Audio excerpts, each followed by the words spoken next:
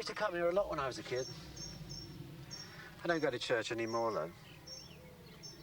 I still read the Bible. Got this beautiful family Bible. I'm rather proud of it. It's got lists of my ancestors going back over hundreds of years. They've written their name. Look at this. Samuel Thomas, one of them was called. This book, in the year of 1746, my mother gave me this Bible. In fact, Samuel Thomas and his ancestors are all listed in the front of the book, going right back to 1690, when they were married, when their children were born, when they were baptized, when their children died too a lot of the time. It's the whole history of my family put in their most important book. This Bible was actually printed in the same century as the Great English Bible, the King James Bible, the Bible where God is called Jehovah. And that's this Bible. Think of that. My family, they've been reading and listening to this Bible for hundreds and hundreds of years. Apart from its moral message, its very words must have seeped into them as they've seeped right through the English language. And of course, centuries before King James's Bible, Europe was using this book almost as its sanction, as the thing that gave order to the world and power to kings. It's the book of Christendom, the single book of Christendom. And it goes much further than that. It's not just a history of my family and what Europe's done with it, but this book reaches right back to the beginning of civilization, to the ancient Near East, where the oldest Bible stories took place. So that's the Bible story then. It goes from the most ancient world right up to modern Europe. Let's start, like you would with most good books, let's start at the beginning. First great lines of the Bible. Genesis, chapter 1, verse 1. In the beginning, God created the heaven and the earth was without form and void, and darkness was on the face of the deep. And in the next 7 days, Jehovah, we are told, creates the earth and everything in it. Well, is that literally true? I mean, was there somebody who knew that and then wrote that down in the Bible? Is it history? How do we take that?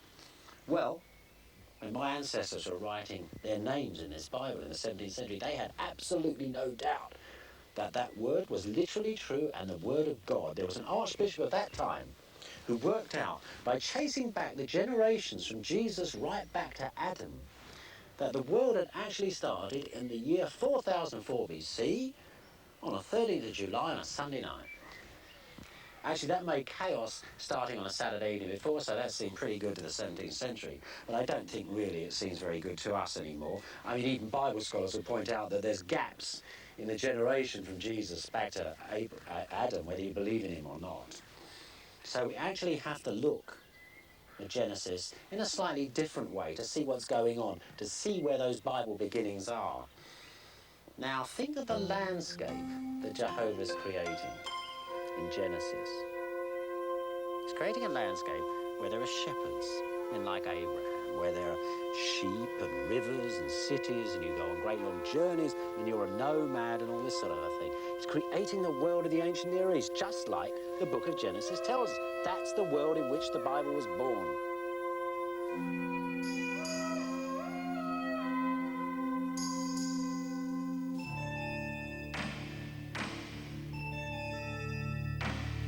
And Terah took Abraham his son, and Sarah his daughter-in-law, his son Abraham's wife. And they went forth with them from Ur of the Chaldees to go into the land of Canaan. And they came unto Haran, and dwelt there. And the days of Terah were 205 years, and Terah died in Haran.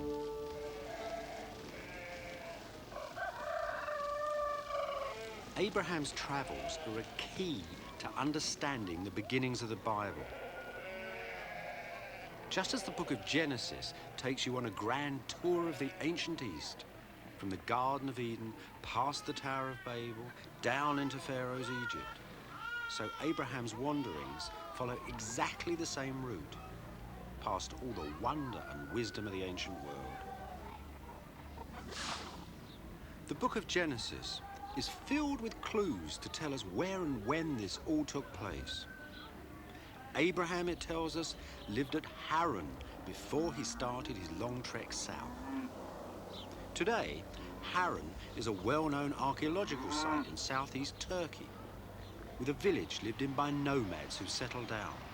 Families, in fact, a bit like Abraham's. The name Haran means crossroads.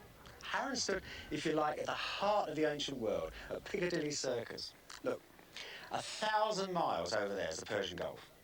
The two great rivers, the Tigris and the Euphrates that drain into it, run up there somewhere and end up not too far away over there. Now, of course, all down the sides of those rivers are the greatest cities of the ancient world, the cities of Mesopotamia, the land of Sumer. The Bible calls it the land of Shinar. Over there is where Abraham's going to next, Canaan, Syria, and then down into Egypt. They're rough little places, though, Syria and Canaan at this time. Little sort of mountain towns, getting most of their culture from Mesopotamia. Egypt, of course, is a land on its own, doing its own thing quite happily. So you can see that when Abraham and his family and his herds were travelling, they weren't just wandering around aimlessly in the desert talking to God. He was going down the ancient M1. He was travelling the whole arc of the Fertile Crescent, and it was a great trading route.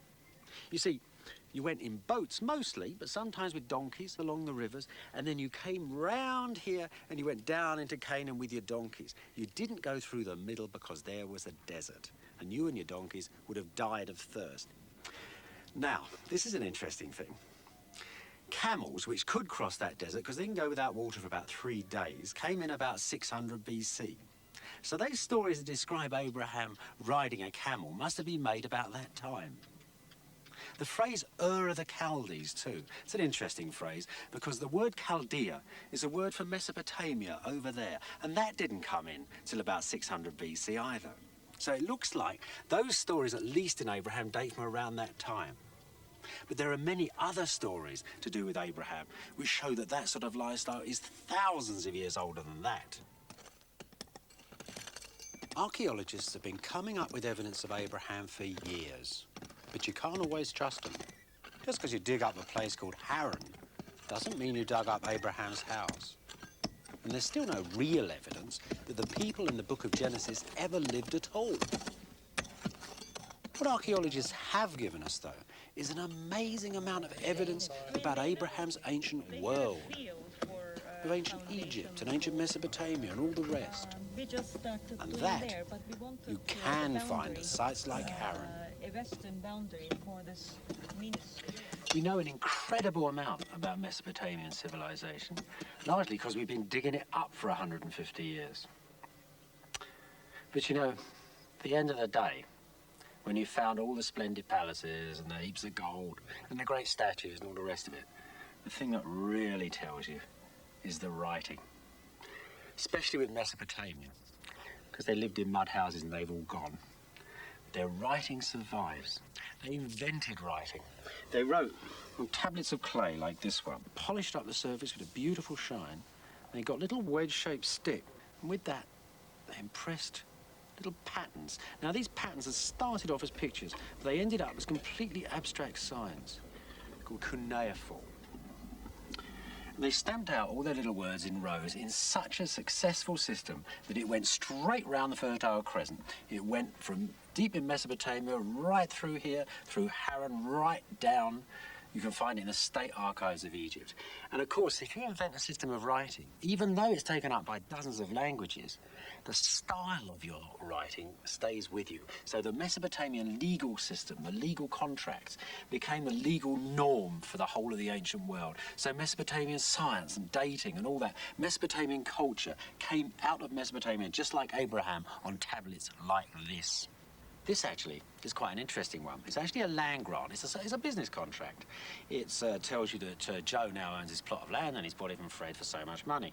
Well, that's rather interesting because there's a passage in the book of Genesis where Abraham is buying a plot of land.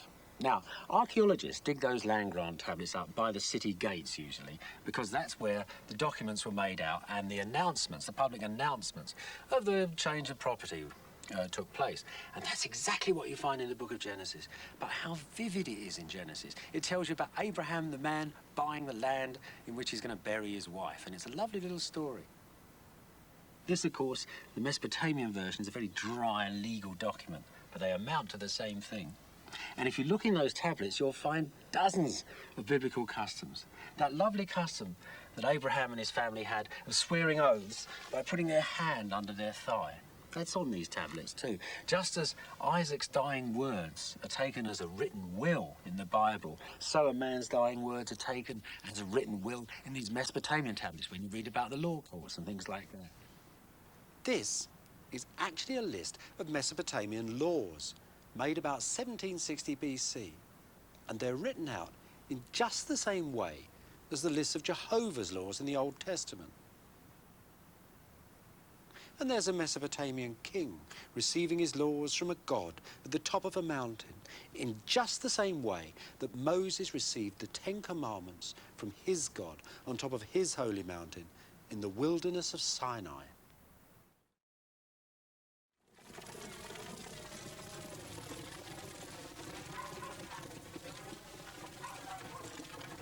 You know, great numbers of those Mesopotamian tablets are actually dated. The scholars have spent many, many years trying to fix Abraham and all his family into our modern history. Well, at present, those tablets, those old Mesopotamian tablets that deal with Abraham and his sort of lifestyle, date between 2500 BC and 500 BC. You can't really get much tighter than that. Perhaps they're older, who knows? But why is there this terrific obsession to put people like Abraham into our history? Remember, biblical history isn't like that. That deals in generations. You go from Adam to Jesus, and it's to do with a family. But we want dates. Why do we want dates?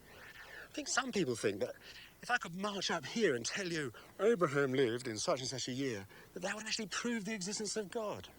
Think so? Or perhaps there are other people who actually think that it would be nice to believe that there was really a time on earth when there were people like Abraham, people that founded nations and talked to God when the world was a purer place. Of course, in most other religions, Abraham would himself have been a god, the founder father of a nation, a man of mythic deeds. Well, what does Jehovah say? He says in the Bible, you shall have no other God but me. And those Bible scribes have to make damn sure that Abraham is never allowed any of the attributes of any sort of a God at all. So he appears as Mr. Heavy Normal Shepherd, Mr. Banality. And that's what gives Genesis this extraordinary tension. It's a tension between myth on one side and the most ordinary thing on the other. I tell you something else too. You try and fix Abraham down in history, and he and his family will pick up their tents and they'll steal away over horizons that go on for thousands and thousands of years. That's about as far as you'll get, looking for Abraham with a spade and a map. And yet, you know, you can't work for very long in the East, even in an age of motor cars and televisions, without feeling close to people like Abraham. They seem to be just out of reach, in the air, in the dust.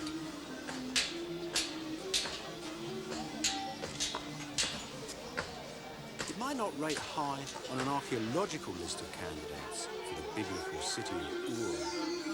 But the city of Urfa, quite close to ancient Haran, has a lot of Abram's world in it. Something, too, that's more important than bricks and stones.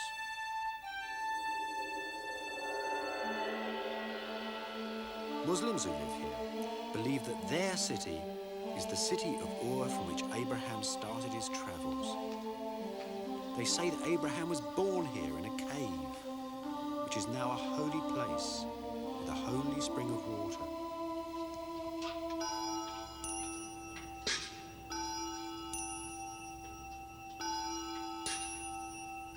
Abraham is counted as a prophet in Islam, the first man to proclaim that there is but one God.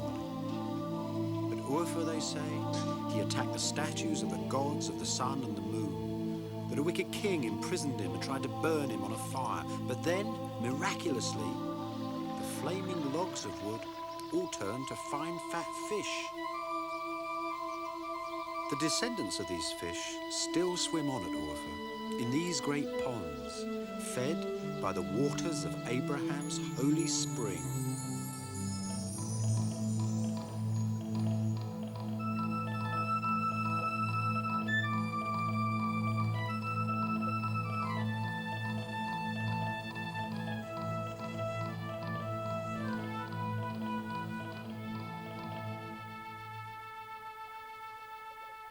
The fish ponds are the heart of the city.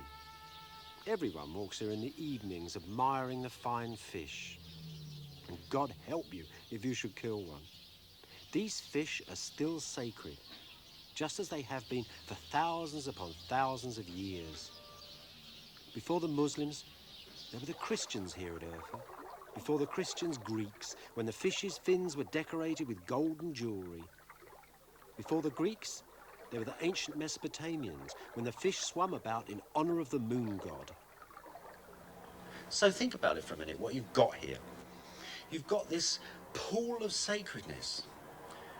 And the religions that have come and gone through the ages, they're sort of decorations to something much deeper. It's a sort of human awareness of sacredness that is here. And the theology is just, different expressions of that basic idea. That is Abraham's world. That feeling that underneath everything in the world there is a sacredness. It's not a stupid world. It's not a daft world. It's not what idiots believe in.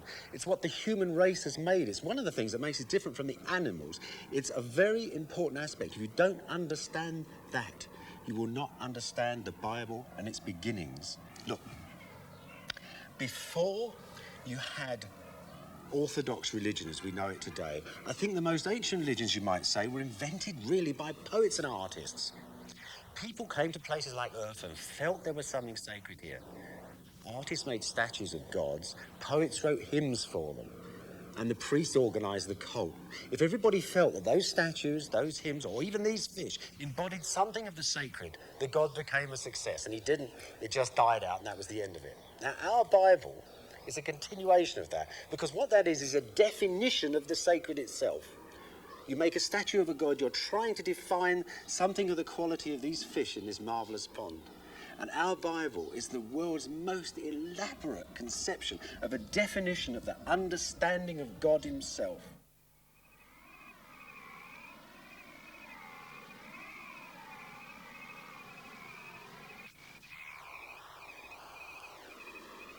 In ancient Mesopotamia, the world and all its gods was explained in sacred stories.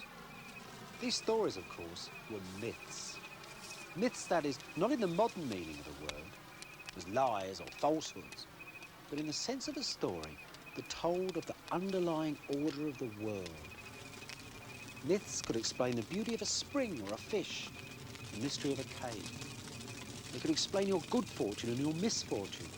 They helped you feel secure, part of a sacred family, a universal order. Like all ancient people, Abraham would have seen his life in terms of myth.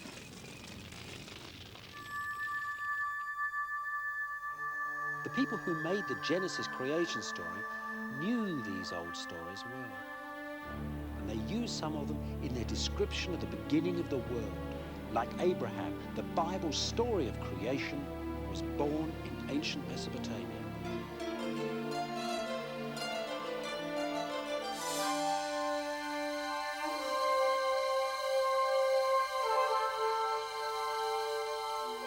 Mesopotamia was very fertile, bountiful even, but it also held random violence in it. For the Mesopotamians, life was precarious.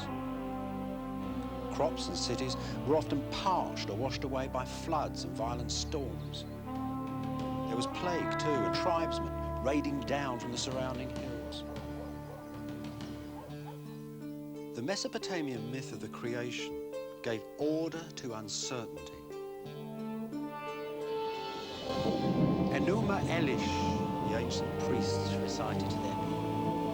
Enuma Elish, la nabu shamanu, when on high the heavens were not yet named. They went on to tell an ancient and terrifying story of a family feud.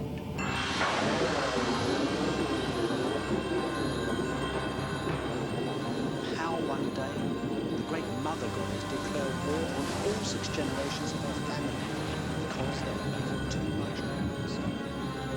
And then the gods appointed Marduk, a warrior of the 6th generation, as their champion. Marduk fought the mother goddess and her husband and her demon army on the great wide plain of Mesopotamia. And finally, he overcame the wind. As for the mother goddess, he pushed the wild wind into her mouth, bloated her stomach, shot arrows into her, and Mesopotamia was born. With a butcher's knife, Marduk split the carcass of the mother goddess in half and made the sky and the earth. And from the arch of her thighs, he made the vault of heaven. Her head he buried under the northern mountains and pierced her eyes so that Mesopotamia's two great rivers would flow down her cheeks.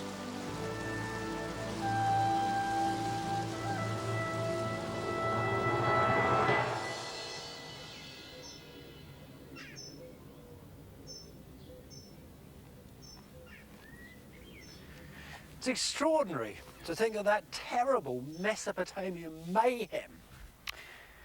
That terrifying story of creation is the same story that underlies that solitary, majestic creation of Jehovah in the book of Genesis. In the beginning, God created the heaven and the earth. It's the same story as that Mesopotamian murder. And that's important in a way. It's important not because you say, oh, well, fancy that, the book of Genesis is a rip-off of some Mesopotamian folk story. That's not the thing. It's important because through the Bible, that old Mesopotamian story has given the West. It's given the West a very particular model of the universe, of a certain sort of structure, of a single unit with stresses and strains in it, just like a family. Now, how these things work, how is it that the Mesopotamian story is buried in this first page of the book of Genesis? Well, you're not going to find some Mesopotamian god called Joe who ends up being Jehovah, who goes off and does a similar thing in Mesopotamia.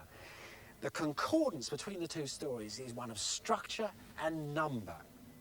Remember, there are 6 generations of Mesopotamian gods, just as Jehovah takes 6 days to make the universe. And at each day, Jehovah makes a part of the universe. He makes the sun, the stars, the silt, the animals, the plants, the birds. The Mesopotamian gods of each of those 6 generations are the gods of exactly the same things that Jehovah is making on each of his 6 days of creation. So underneath this text, if you like, there live the Mesopotamian gods. Look, just start on the first day.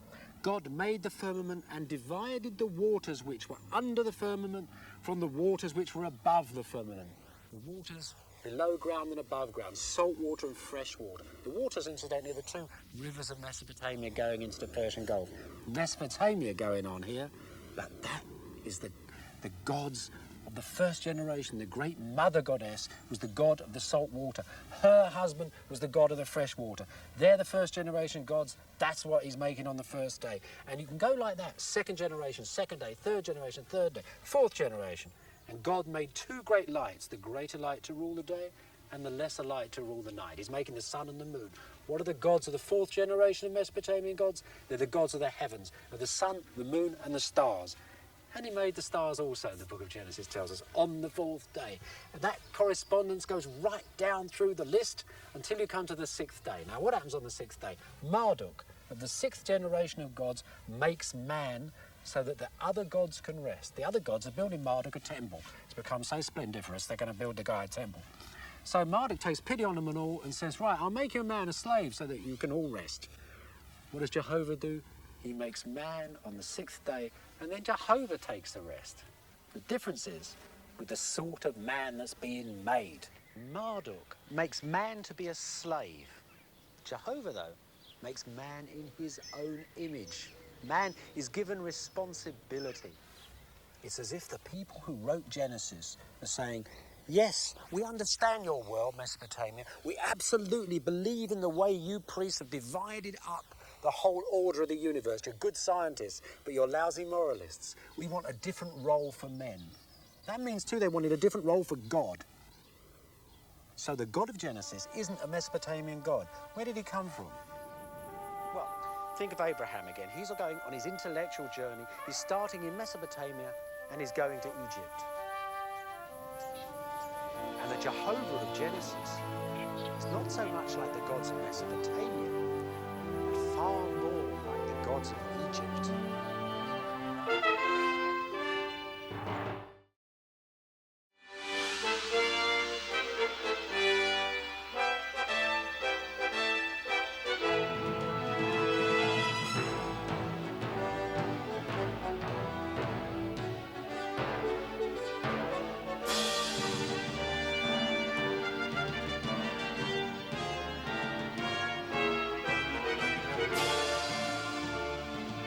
This is a health warning. If you want to go down to Egypt to look for Abraham and all his family, to continue the intellectual journey of the book of Genesis, then leave the cinema behind you. Its vision of ancient Egypt, based on Victorian paintings like this one, is correct in all its detail, but mistaken in its broad assumptions.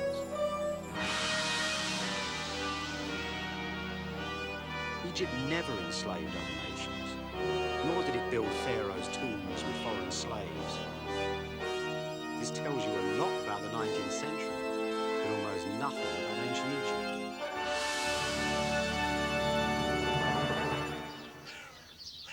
Let's start at the beginning. The book of Genesis tells us that the generations of Abraham, Joseph, Jacob, and Moses all went down into Egypt. But is there any scientific evidence of such foreigners ever living in Pharaoh's kingdom at all? At the archaeological site at Tel el-Dabba in the Egyptian Delta, they've dug up the very town that such travellers would have seen when they'd first crossed the deserts to go down into Egypt. You know, it's not very often these days that you can actually suddenly come across something completely new, which really verifies the truth of ancient history. So most of the ancient history we've got is built on a framework of ancient books themselves and, of course, the Bible. And it's very seldom you can come across something which actually seems to corroborate things that are going on in the Bible, major events that took place over hundreds of years. So this, in the Egyptian Delta, this strange little field, is one of the most important digs in the Middle East since the Second World War. Here look just like ordinary fields, right? But just down in front of me, that is real history. It's a sort of the thing that the ancient authors and the Bible itself was talking about. It doesn't look much, does it? These few walls are going to be filled in again next year, and there'll be growing onions on here, and the archaeologists will be moving into the next field. At the moment, you can see the remains of a grain bin there from 1500 BC. Down there, a bit further, is a wall from a house of 2000 BC. That's the same time as that wonderful painting from Egypt which shows a family of foreigners arriving from Syria, from Canaan, in their wonderful robes, so reminiscent of the patriarchs and the descriptions of them in the Bible.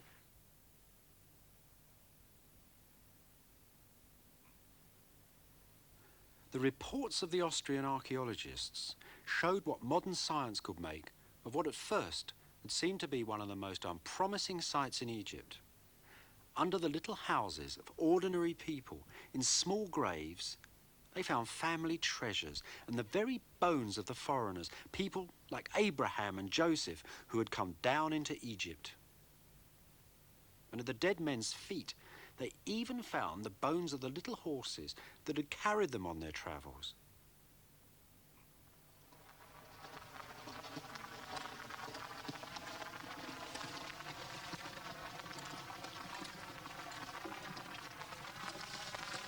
What then did the ancient Egyptians think of all these foreigners that came down into Egypt? The same Egypt in which the Bible says Abraham and all his family should be included. The evidence is surprising and rather different from the attitudes you find in the Old Testament. The facts are best seen in Egypt's famous tomb paintings, like those in the 3,500-year-old tomb chapel of the Vizier Rekhmire at Thebes. Look at the amazing care and interest that the Egyptian artists showed when they looked at foreigners. How intrigued they were by them all.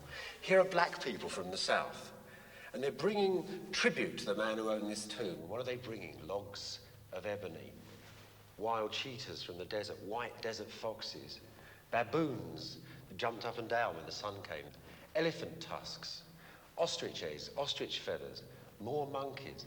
And look at this marvel. I bet few Egyptians had ever seen a giraffe, especially one with a monkey on its neck. And look here, a change of pace now, not animals and people from the south, but fair-skinned people, Syrians, Palestinians from the north, elegant men in long white robes, with a baby elephant and a bear from the mountains, and horses too. Syrians brought horses into Egypt, and with them the chariot, the great Egyptian war machine. But the interesting thing about these scenes is that the artist isn't looking down on the people. He's intrigued by them. He doesn't have that modern obsession with race. He could be Egyptian whether his skin was Syrian white, Nubian black, Libyan with blonde hair, anything. It didn't matter. All you had to do was to live in the Nile Valley in the right way, put the right clothes on and change your name and you were Egyptian. For the most part, then, the harshness and prejudice that the Egyptians show in the Old Testament is not reflected in the reality of the ancient records.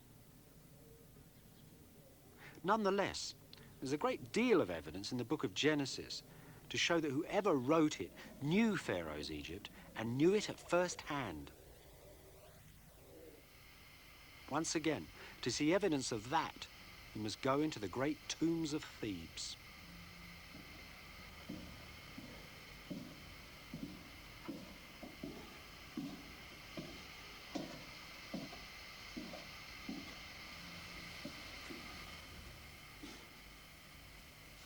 Some of these Egyptian tombs, you have to go right down into the ground, into the burial chamber itself, to find the finest paintings. This is the tomb of the mayor of Thebes. There he is, Mr. Senefer and his wife. But here in the underworld, they're dead, and it's their son who is giving him the offerings. And scenes like this are full of detail, the sort of detail that you find in the Bible stories. The eldest son it is who communes with his dead parents. The eldest son, in fact, communicates with all the ancestors of Egypt. So, for example, when Jehovah smites the eldest son, he's not just killing off a member of the family, he's breaking Egypt's connection with the dead.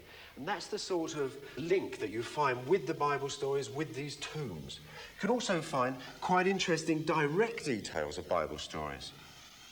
Like many other of these wonderful tombs, Senefer's fine paintings are just filled up with little tiny references to Bible stories and Bible things. Look at these figures here. You can see Senefer himself, the grand mayor, high public dignitary, with his wife, and she's offering him a beautiful necklace on a basket. Now, remember the incident in the story of Joseph and Pharaoh. Joseph, who comes, is a Hebrew, and he comes into Egypt, and because of his wonderful telling of dreams, gets to be made the highest official in the land. And Pharaoh says to Joseph, I will give you authority over all the land of Egypt. And what does he give Joseph? He gives him exactly what Senefer, another high official, is wearing. He gives him the seal of the king. He gives them a collar of gold, which you can even find still on mummies. You can see it in x-rays under their bandages. Very common, these great golden collars of the high officials. And he gives him fine linens. Now, this tells you something else interesting about the Bible. It tells you that the Bible is not only giving you a lot of Egyptian detail, but it's doing that typical biblical thing. It's turning something which is actually a state ceremony, something quite formal like a knighting or a coronation, into something quite personal. And in that way, the Bible is unique in the ancient world. But there's another thing this beautiful tomb can suggest to us.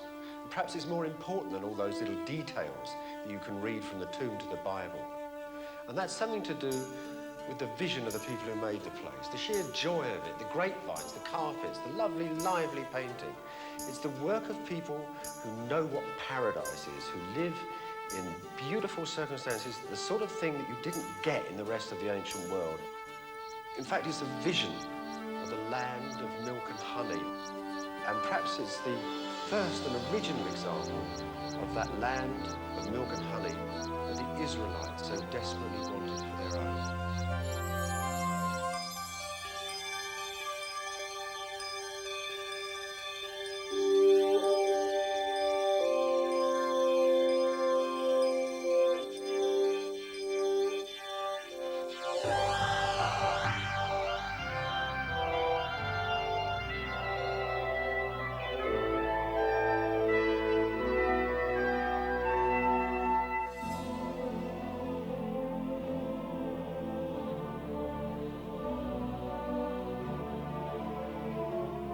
Here, then, you come to the nub of the thing.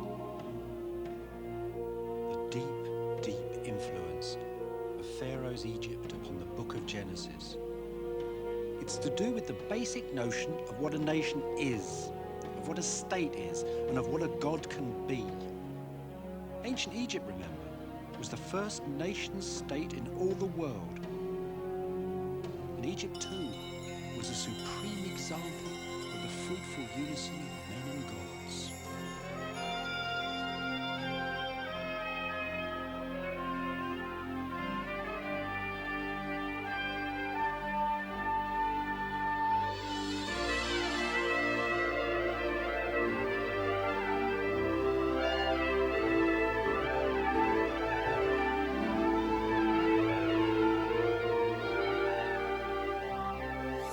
The effect of this colossal kingdom upon foreigners must have been completely overwhelming.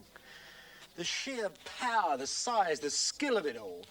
The Pharaoh, above him, the gods, the heavens, beneath him, the people, and then underneath them, the foreigners. Everything has an order and a shape here, and that single shape must have just projected itself upon everybody who came here with its supreme confidence and ability.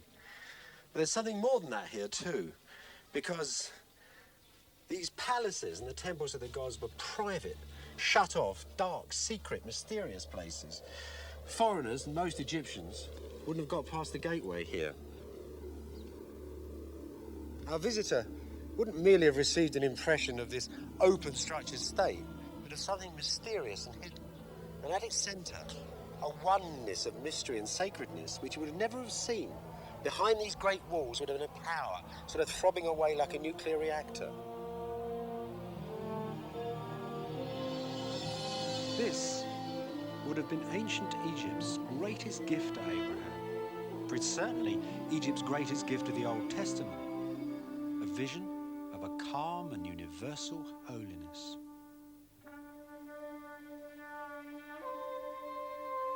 At the heart of the Egyptian temples stood the gods. Their vitality controlled the universe and made Egypt prosper.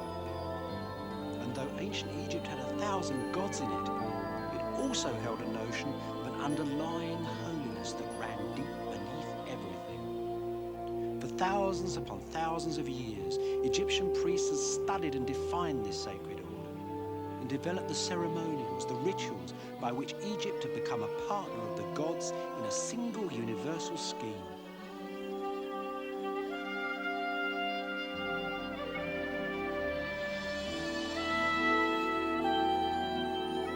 Ancient Egypt gave the Bible, just as it gave to so much of the ancient world, a special sense of rite and ritual, and holiness and deity.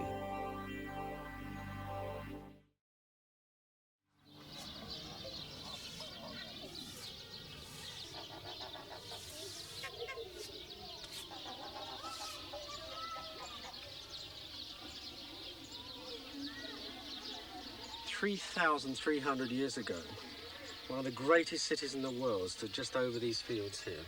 Just where that road is, there's a little canal. In ancient times, it was one of the main branches of the Nile. And down it came ships from Cyprus, from Syria, from Crete, all over the Mediterranean, bringing goods, foreign, rare, wonderful things, into the courts of the pharaohs that stood here. Of course, by the canals stood the warehouses. Behind the warehouses, the offices of administration, and then the royal palaces, and then the temples. Clouds of incense going up into the air. Like this town's gone, straight up into the air. Look at this. Aren't they extraordinary? It's a very old pair of feet left in a field. They're about 8 or 10 times bigger than our feet, so the statue must have stood 50, 60 feet high. And then, of course, on top of that, you have a great crown and the pedestal underneath. It must have been a massive statue, dragged here from the limestone cliffs of Egypt. And down here in front is the name of the man in whose honour the statue was brought here. Usamatra Meriamun, Ramesses II, beloved of the gods. And he called his city Ramesses after him. And this city, the Bible tells us then, is the city of the Exodus.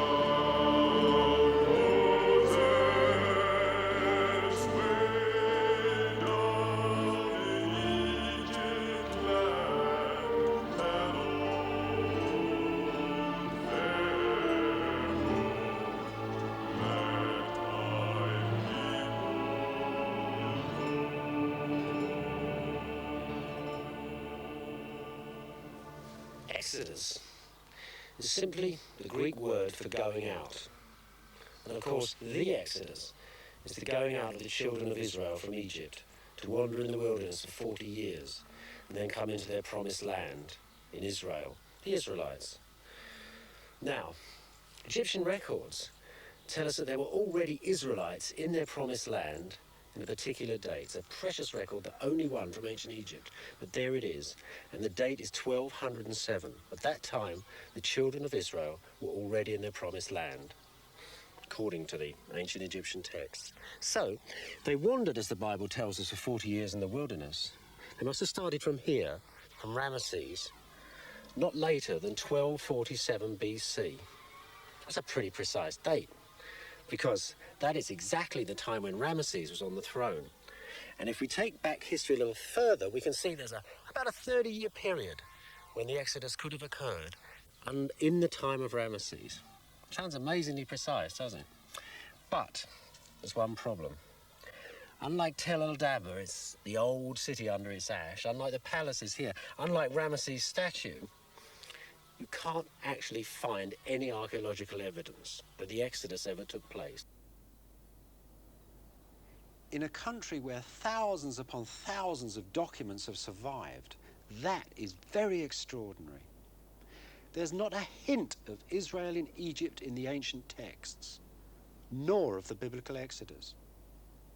In fact, the Exodus never took place in history as the Bible describes it. But then, of course, the truth of the Exodus story, like all truths in the ancient world, is not the sort of truth you'll find in history books. In the 19th century, lots of English vicars used to come to the Sinai Desert to escape the English winter and to look for Moses and the traces of the Exodus. Most of them were only here a few days, of course, before they discovered there was just no way that 600,000 people could survive in this wilderness. There are other problems too. In a place where you can find traces of Bedouin encampments, just 2 or 3 people who stayed one night thousands of years ago, there was no trace of these 600,000 people. And that's the biggest number of people that have ever been here, apart from the 2 armies in the recent wars. Then there's another problem, the ancient Egyptian records. There's no record of the quarter of the population of the country ever getting up and leaving, either. Oh, well, say the experts, that's because ancient people generally get the numbers wrong. Let's fine it down. Instead of 600,000, let's call it 5,000. And let's say that the miraculous parting of the Red Sea was actually caused by a volcanic explosion that somehow created this enormous tidal wave, and on you go with these explanations. What you end up doing, of course, is translating a marvellous, miraculous event into a banal Bedouin trot through the desert with a few guys wandering around. Of course, the story is not about a documentary about people leaving Egypt. The story is about the birth of a new god and the birth of a new nation. But strangely enough, it's told in the old ways of ancient Egypt and Mesopotamia. That is, on the great wave of a myth.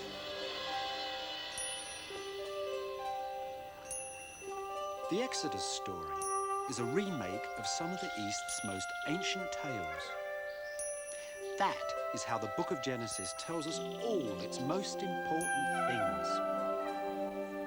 Ancient Israel knew nothing about science or history books, but it did know the old creation stories, and what, therefore, the creation of ancient Israel must have been like. And that's exactly what the Exodus story is, a creation story. The very name Moses is the Egyptian word for birth. With the parting of the waters of the Red Sea, Israel was born again, just as the world had been made at the time of the creation. And that is the truth of this extraordinary saga.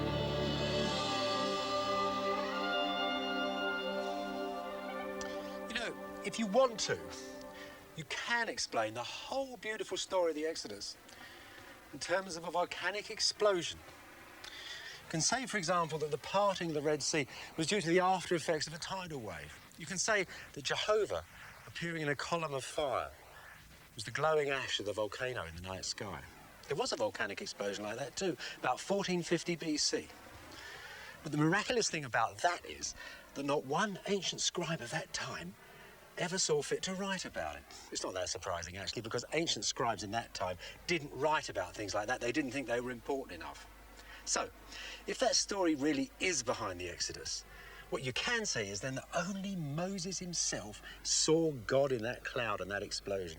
And that perception of God, that new understanding, that new awareness of what a God was far more thunderous than any volcanic explosion. Just think about this new God. Just think about Jehovah for a moment. Jehovah travelled with Moses and his people from Egypt to the Promised Land. He wandered with them for 40 years in the wilderness. This Jehovah then is a God that moves through space and through time. And that makes him the most revolutionary God that there ever was, that anybody ever saw. Look, the gods of Egypt and Mesopotamia were usually gods of place. They usually stayed in one place. They were gods of the washing or the fields or the rivers or the skies or the mountains or the towns or something like that. They were gods of place, and they were often in families. And as far as time went, they were usually gods of cycles. They were gods of the sun going over every day, or gods of the river flooding every year, or the moon, or things like that. And men moved in those rhythms. Jehovah's not like that, though. He moves through time, with time. Time is now a linear thing like a river, and Jehovah and his people are moving along together.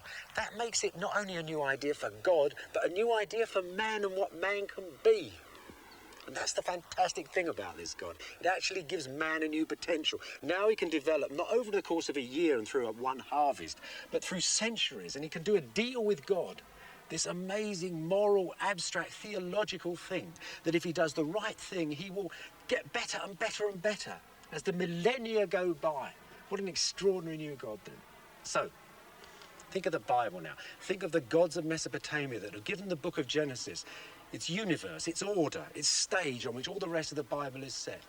And the gods of Egypt, who gave, really, I suppose they gave Jehovah something of his power and majesty, something of that secret quality. But it's only this new God of space and time, which is in Israel. And that's the God that is still with us and our civilization today.